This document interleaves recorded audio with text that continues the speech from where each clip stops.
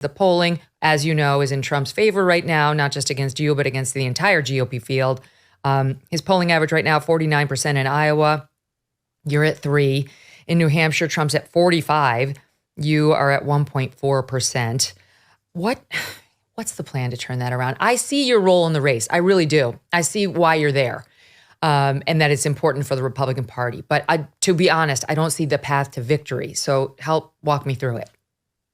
Well, first off, I'm very grateful for the support. You look at some of these national polls, and anywhere from 4% to 8% of Republican primary voters say that I'm their first choice. And that's very humbling for a small town guy from Southern Indiana to have that many Americans see me as a first choice for president of the United States. So I never want to gainsay that. But, what I'm told is that you look at the history of the Iowa caucus, and we've been spending a lot of time in Iowa.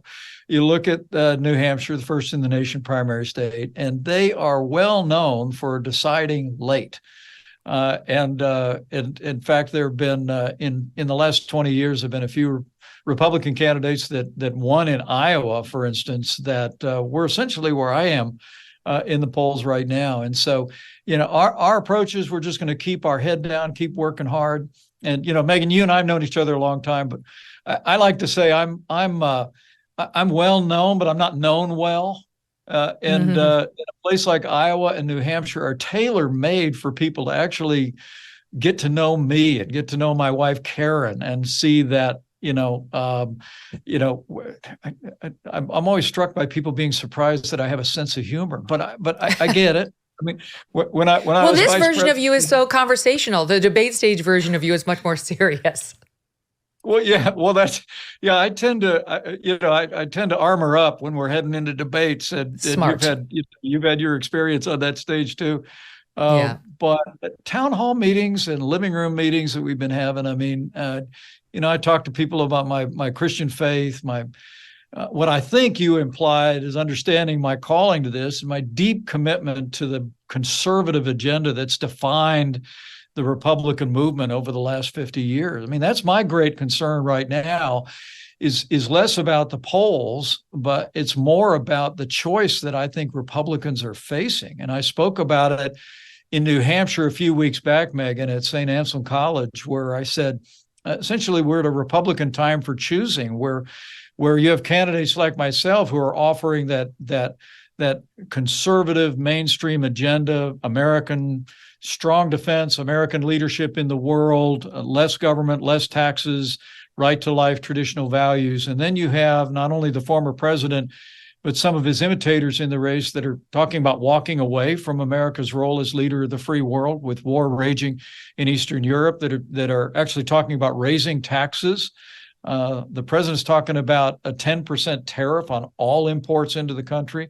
And then there's others that are shying away from the right to life right at the beginning of a new era for life in the country. So I'm going to continue to make that case in the days ahead, that for the sake not just of our party, but for the sake of our country, staying true to that broad mainstream conservative agenda that's defined our movement from Reagan through the Trump-Pence years. That was the agenda we governed on, Megyn, is still the pathway toward a stronger, more prosperous America.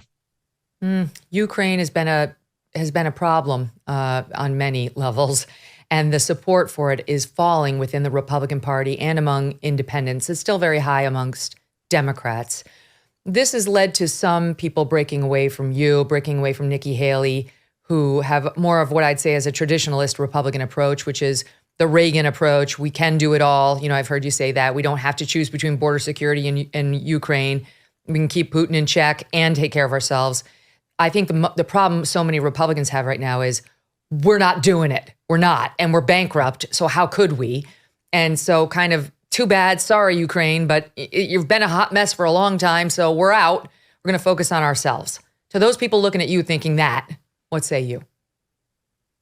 Well, I tell them, and I understand after that disastrous withdrawal from Afghanistan, Megyn, the lack of confidence in Joe Biden as a commander-in-chief. And frankly, I think Joe Biden's done a terrible job explaining what our national interest is in Ukraine. look, I've been to Ukraine. I've stood at the site of a mass grave. I've heard about the atrocities. But look, you make decisions about military resources on the basis of national interest. And I think our national interest in supporting the Ukrainian military is simply this. I have no doubt that if Vladimir Putin overruns Ukraine, it will not be long before that Russian army crosses a border of a NATO country where our men and women in uniform would have to go and fight. Can I just ask you why? Why do you believe that? He's been upset about Ukraine and the West, including us, messing in Ukraine for a long time.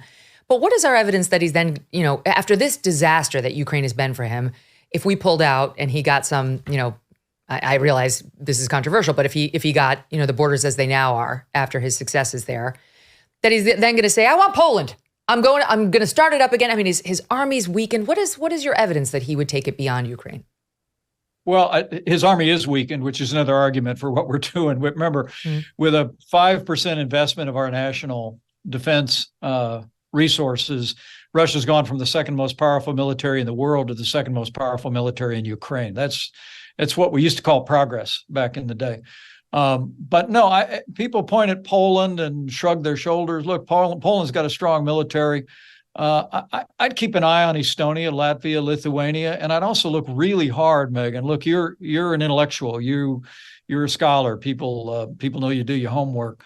Go look at what Vladimir Putin has said about the Baltic states. Look at the ambitions that he has never hidden for the last 20 years. In our first year in office, they had 100,000 troops on the border of the Baltic states, and I was detailed to go and visit the country of Georgia. I visited Estonia. I gave speeches about our strong commitment to our allies in the region because that Russian military, they said they were just doing a military exercise. It was called Zapad, but we didn't want them to get any ideas.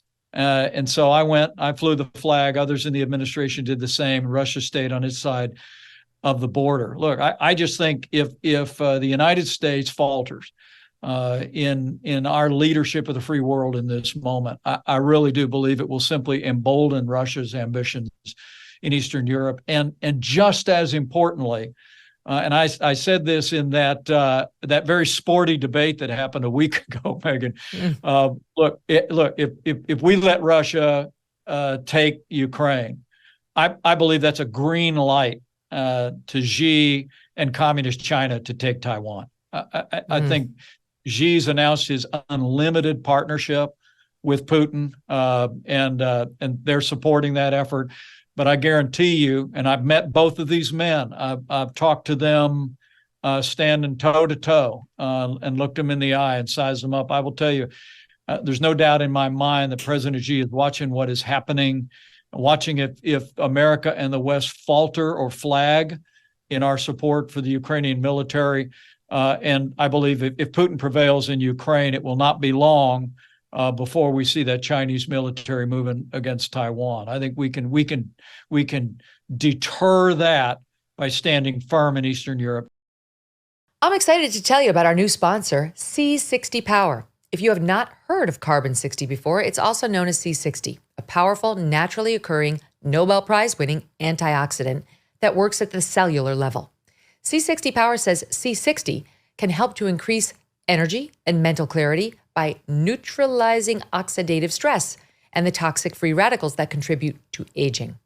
Now, not all producers of C60 are created equally. It's very important to go for high quality, 99.99% pure C60 if you're going to do it, and don't accept any cheap knockoffs. Many people who consume just a teaspoon a day of C60 Power as part of their morning routine note an increase in energy and mental clarity within 30 days of daily use. If you feel like you're slowing down or could benefit from more energy and mental clarity, and you're ready to kick that brain fog to the curb, you can visit shopc60.com to check it out and use the code Megyn10 for 10% off your first order. Okay, that's shopc60.com, promo code Megyn10, or you can just click the link in the description for shopc60.com. Hey, thanks so much for watching. If you like what you just saw, hit the subscribe button for more clips and full episodes.